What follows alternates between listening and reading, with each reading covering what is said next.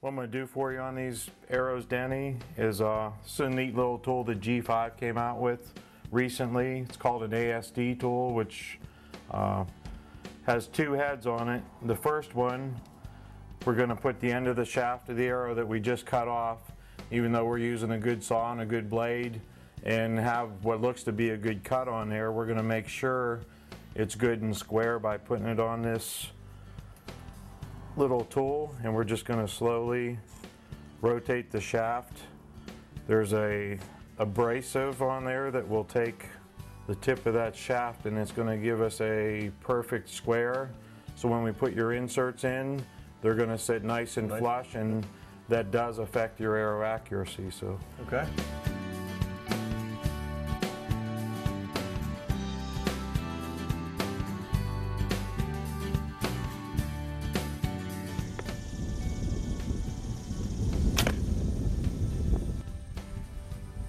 How's it feel? Hey, Joe, feels good. Sounds like good. From there. I'll sight in from the 20, 30, and 40 yards. Okay. And I think we'll be in business. A little bit of practice, you'll be ready. Should be go. Thanks for all your help. Hey, you're welcome. At Autumn Addiction Archery Shop, right up here on State Route 7, just north of Hartford, a little bit south of Kinsman. This Outdoor Icon Show factoid is brought to you by First Metropolitan Mortgage.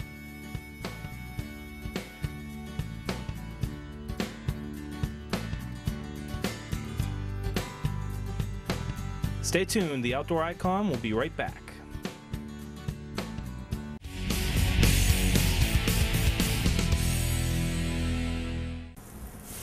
It's now time for Cooking with Crystal, presented by Jeff Crystal Catering. We're going to need about a pound of fresh walleye, some salt and butter, about 2 tablespoons of pecorino romano cheese.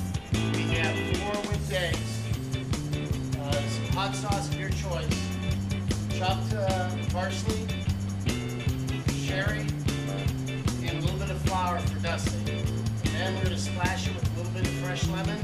And to heat up in the pan, you'll need a little bit of olive oil. All right, today we're going to make the Francais with a beautiful walleye.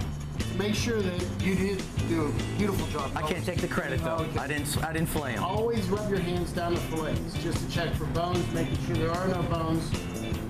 And then we're going to take it in a little bit of flour.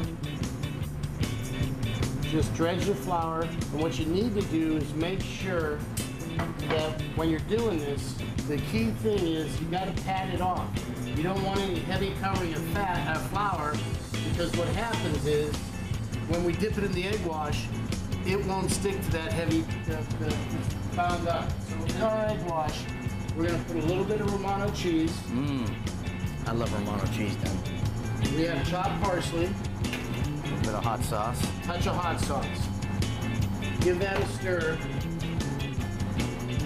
And meanwhile, we have a little bit of olive oil we're going to put in our saute pan. Now you want your pan very hot. As soon as that egg hits the pan, it should froth up and cook right away. Take your walleye, dust it off.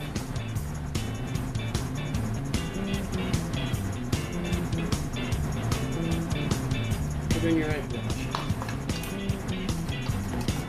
Now this is a critical point, because if you do not have this pan hot enough, what will happen is the walleye will sit on the bottom of the pan, the egg wash will get to the bottom of the pan and stick. Then you're in for an afternoon of misery trying to get your fish off the bottom. Here we go. Always remember, when you're setting the fish in, roll the pan a little bit, and then roll the oil away from the fish. That way it doesn't splash up on you.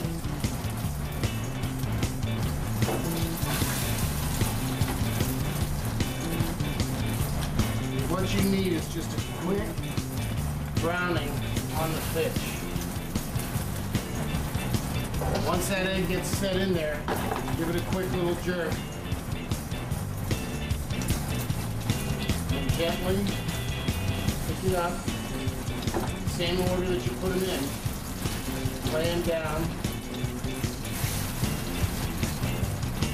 Now what you're doing is letting that egg cook again on the other side. What we want to do, as soon as that sets and all the eggs cooked around there, we're going to drain off the oil and start to make the sauce. What happens is you don't want to overcook this at this point. We're going to add the sherry, add the stock, and the lemon juice to make the sauce. While that happens, the fish will continue cooking. So once that egg wash is set, we are going to...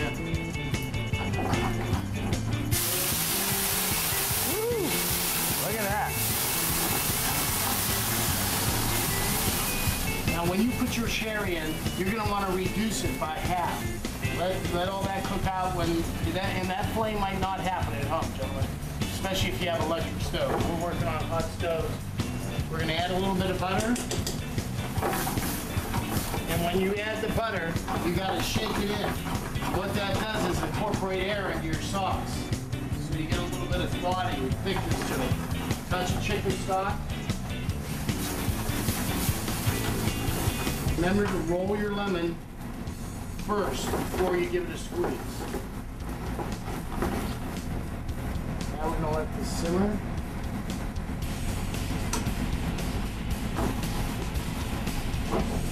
Let it simmer for about 2 to 3 minutes, and then that's all there is to it.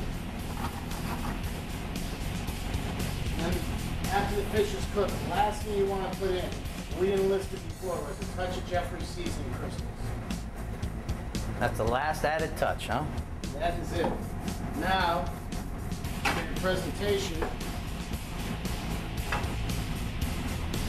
now let's watch because the fish gets flaky, tender.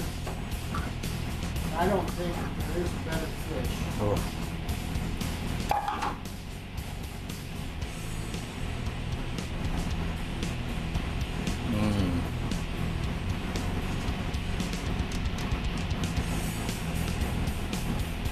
Touch of chopped parsley for the end. Bada bang. And there you go. Ohio's white gold. For this great recipe and other great recipes, go to the outdoor icon and click on Cooking with Crystals. Well, Rob, that wraps up another Outdoor Icon show, and we hope you learned a little bit about archery and setting your bow up. We hope that inspires you and sparks you to go out to your local pro. And until next week, have a great outdoor experience. On today's Outdoor Icon show, we're in search of the illustrious Bigfoot. Some may know him as Sasquatch, some may know him as the Yeti. I think we located one. There's living proof right here. Bigfoot does exist. CW Wholesale Molding, CW Wholesale Molding, Millwork, CW Wholesale Mill. CW Wholesale Mill.